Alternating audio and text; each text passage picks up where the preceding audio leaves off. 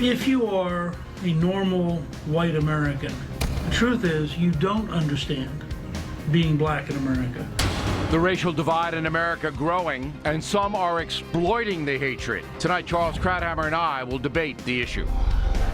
I love my son with all my heart. I hate what he did. The parents of the Dallas terrorists speak out. A Factor Cable News exclusive. You'll hear some of what they had to say. Tell me what happened with the Hillary Clinton email situation.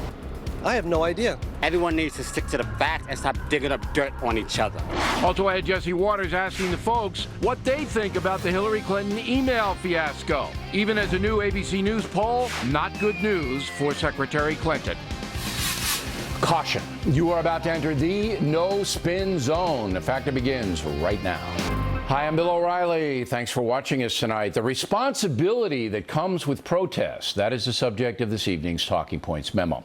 If you have been watching Legends and Lives of Patriots, you can see how effective protests against the British were in the American colonies. In fact, protests led directly to the freedoms we have today. The civil rights marches, led by Dr. Martin Luther King Jr., a pacifist, were also very effective in mobilizing public opinion against Jim Crow laws and bias in general. Dr. King got a lot of accomplishments before he was assassinated. Now we have another protest situation in the USA whereby many African Americans believe that law enforcement works actively against them. If you are a normal white American, the truth is you don't understand being black in America, and you instinctively underestimate the level of discrimination and the level of additional risk. Mr. Gingrich is essentially correct. Skin color is a very personal situation. Every one of my black friends has felt diminished at times because of their complexions. It's wrong. There's no excuse for it, but it happens in every country. Enter American law enforcement, which is now under siege for allegedly treating black Americans more harshly than white Americans. Talking Points does not believe there is a design campaign of prejudice. What is happening here is cause and effect. Because black Americans commit far more crimes proportionally than whites or other ethnic groups, they come into contact with police more often. And that contact sometimes turns volatile. However, the key stat in the USA is that less than 2% of all police-civilian interactions result in any kind of physical confrontation. That's extremely low. The issue of incarceration, again, deals with crime. The inner-city drug traffic and the violence that comes along with that has put American police agencies and law-abiding citizens in a dangerous place. It's no surprise that black and Hispanic drug traffickers are arrested and incarcerated. No surprise. Their numbers are greater proportionally than white drug traffickers. Now back to the protests. The key group driving violence on the streets is Black Lives Matter. After 5 police officers were killed in Dallas, a Black Lives Matter organizer, Sir Major, said this according to the Associated Press, quote, "Black Lives Matter doesn't condone shooting law enforcement, but I have to be honest. I understand why it was done. I don't encourage it, I don't condone it, I don't justify it, but I understand." Now that's a provocative statement in the extreme. Understanding terrorism, which is what happened in Dallas, terrorism, it's not difficult. You get an evil human being who kills people, a 5-year-old can understand that. Major says he doesn't condone it, so what's the point of understanding it? Again, a ridiculous, irresponsible statement. But we have come to expect that kind of thing from Black Lives Matter, which chanted about police here in New York City, pigs in a blanket, fry them like bacon. Unfortunately, President Obama does not seem to understand the vitriol. In a movement like Black Lives Matter, there's always going to be some folks who say things that are stupid or imprudent or overgeneralize or are harsh. And I don't think that you can hold well-meaning activists who are doing the right thing and peacefully protesting responsible for everything that is uttered at a protest.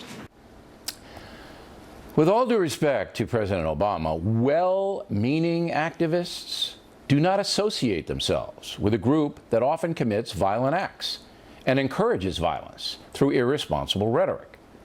Dr. King would not participate in a Black Lives Matter protest. Of course, the liberal American media largely sympathetic to the street demonstrations, even if they do turn violent. How many more times are we going to have to see Black Lives Matter protesters destroy stuff? How many more times? Yet if you criticize the group, you're branded a bigot by some far-left media precincts. Do you know that shortly after the Dallas police were murdered, a cop in Missouri was shot and critically wounded by a black man? The St. Louis County police chief says it was an assassination attempt. The accused shooter, 31-year-old Antonio Taylor, has a long rap sheet. He's a thug. In Minnesota, another police officer hit in the head by a concrete brick thrown by a protester on Saturday night. You guessed it. The demonstration was organized by Black Lives Matter. So again, Mr. President, you might want to back away from protesters who believe violence is acceptable. Summing up, you want to protest? Good. Make sure you have your facts straight and don't hurt anybody or destroy anything. And that's a memo. Now for the top story reaction, joining us from Washington, Charles Krauthammer.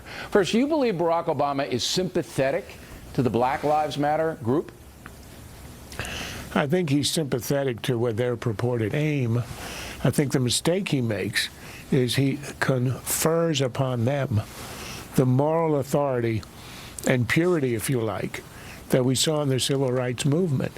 The reason that King wouldn't have participated in that kind of activity is because he would have led it, and he was able to instill the theory and the practice of nonviolence. And let's remember the difference in conditions between King's day and today. That was a time of official segregation, official discrimination.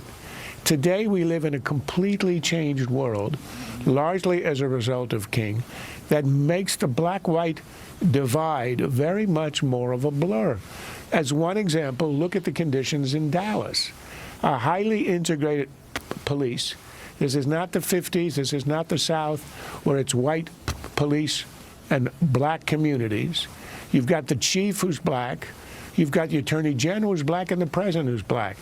So how are you going to divide this into a white-black issue if so many of the police, for example, in New York and a lot of other big cities, are African-American? It just doesn't fit. Right, well, That's not the model.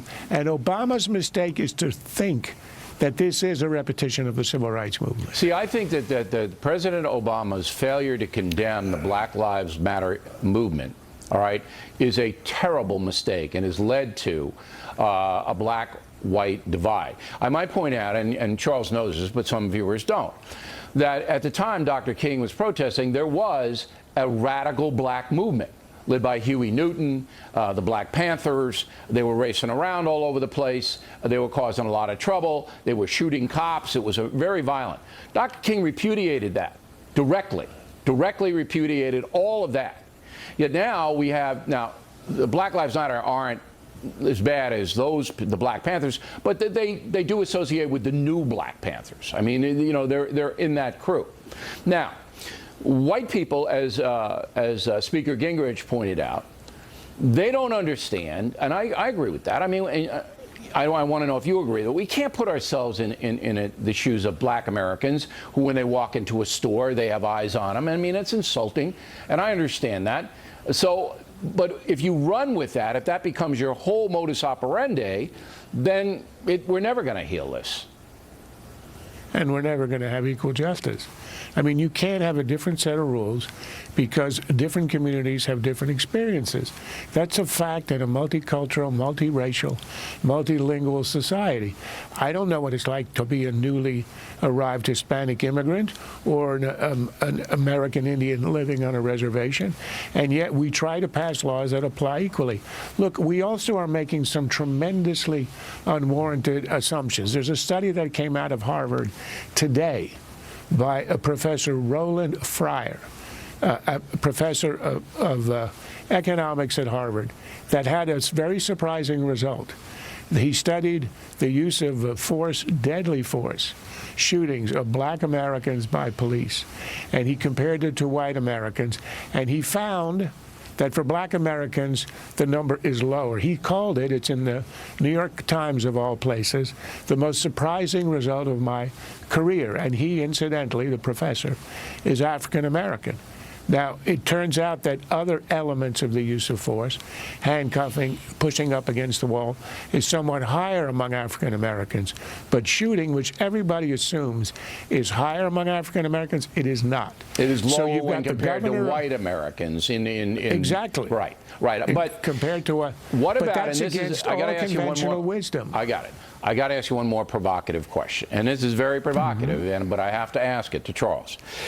There comes a point when police officers have had enough of disrespect of certain neighborhoods where they walked in, and the Dallas police chief said, hey, we're not getting any backup here. And I'm not saying it's a color-driven issue. I'm sure they're whites disrespectful to police as well. But there is a tremendous amount of disrespect in certain black neighborhoods toward the police, and the police react to it. They're human beings, and that causes a lot of this tension. I'm sure that is so. And the other part, as you indicated in your talking points, is the fact that there's a very disproportionately high rate of crime, shooting, murder in the black community. And that's the reason why you get cops who are apprehensive, and particularly when they have a sense that the authorities, the ones above them, do not have their back, they feel even more put upon and likely to make mistakes or to act out of prejudice. Yeah, they're more emotional. So it doesn't help if at the top you get people who simply don't express sympathy with the cops, sympathy for their dilemma. Well, President Obama encourage did them. that. To be fair, he was very sympathetic to American law enforcement. His big mistake, and I got to run, is that he has not said to Black Lives Matter, knock it off. No more destruction of property, no more over-the-top rhetoric. It doesn't help the country. Charles, thank you. A couple of footnotes. We're hoping some agency does new polling on Black Lives Matter. In the meantime, on BillO'Reilly.com, we do have a poll question. Do you approve of Black Lives Matter or not? This is an unscientific poll, of course. Just go to our website, cast your vote. We know how the tally is going to turn out, but we want to see the plurality of it.